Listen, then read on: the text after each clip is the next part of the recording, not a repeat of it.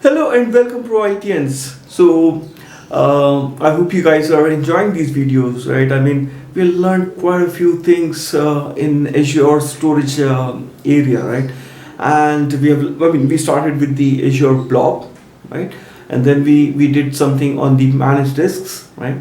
Then we moved to Azure File Storage, and then in the last session we touched base on Azure Queues, right? Now, there's one thing which is left out in Azure Storage, right? That is Azure Tables, right? So, what is the? I mean, let me actually give you the scenario of why you would want to use Azure Tables, right? Because we have so many options, right? So why Azure Tables? All right, let's go in. So you consider yourself that you have your data, right? Where you are storing your data in a database, correct? Now. It could be any of your database, right? But I mean, you want to go with the relational database, right? And you want to store in the structured format, okay? But what about the tables which are getting locked down? I mean, do you want to overcome that scenario, right? Yes, and I mean, with the cloud technology, things are growing and things are growing very fast, right? I mean, when we are talking about data analysis, we can't actually come up with the schema and the tables predefined. I mean, we can't come with that sort of scenario. It can change and any going forward, right? So how we are going to make sure that we can actually have that sort of facility where we can actually dynamically grow any tables or schemas, and that sort of facility is great to have, isn't it? Right? So that facility you will get it in Azure Tables. Okay. This is session we are going to discuss about Azure Tables and see how we can utilize them in our infrastructure. All right, great. I'll see you in the session then. Thank you.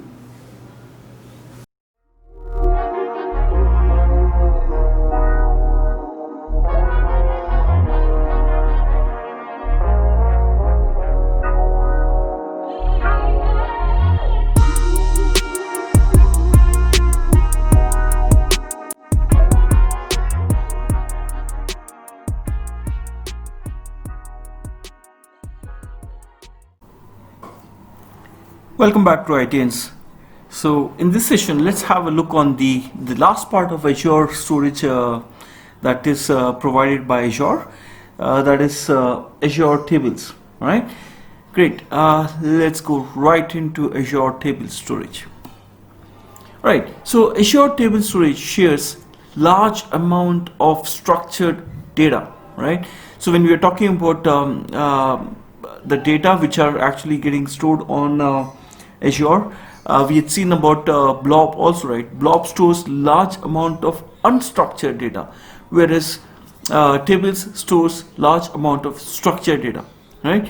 So Azure Table Storage enables users to build cloud applications easily without worrying about schema lockdowns, right? Azure Table Storage can store data in the range of multiple terabytes while keeping storage costs down, right? So the other way of storing the data is that you store on a SQL database, and the challenges that we face with the SQL or that sort of database that can be overcome by using Azure Tables. And the storage is on the data is going to be stored on the table storage, so you can actually do a good cost saving in that, right? And also Azure Tables is actually a NoSQL data store which accepts authenticated calls from inside and outside the cloud store, or as well as for cloud tables, right?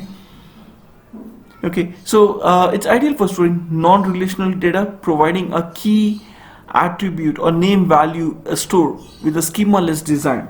Okay. And the latest version for Azure Tables is actually getting moved to a concept called as Cosmos Database, just as an FYI.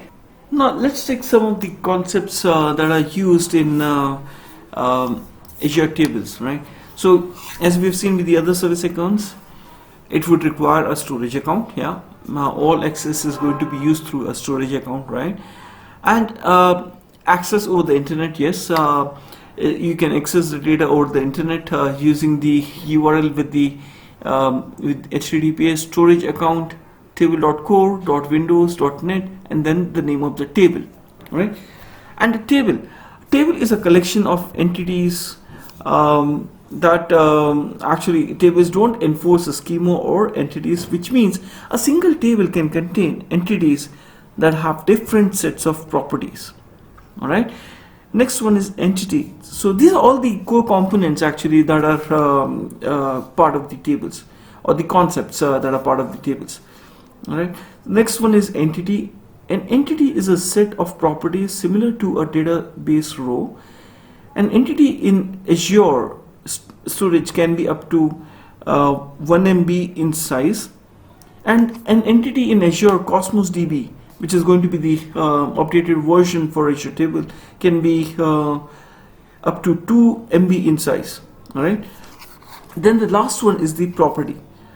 What is a property? So property is a name value pair, right? Each entity can include up to 252 properties to store data. Each entity also has 3 system properties, that is specify a partition key, a row key, and a timestamp. So all these actually help us in tagging those properties to the entity.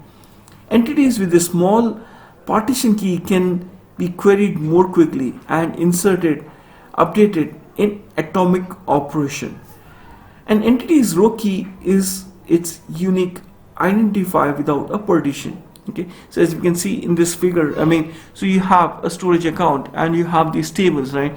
And then you have these entities where actually it has a name or a value, right?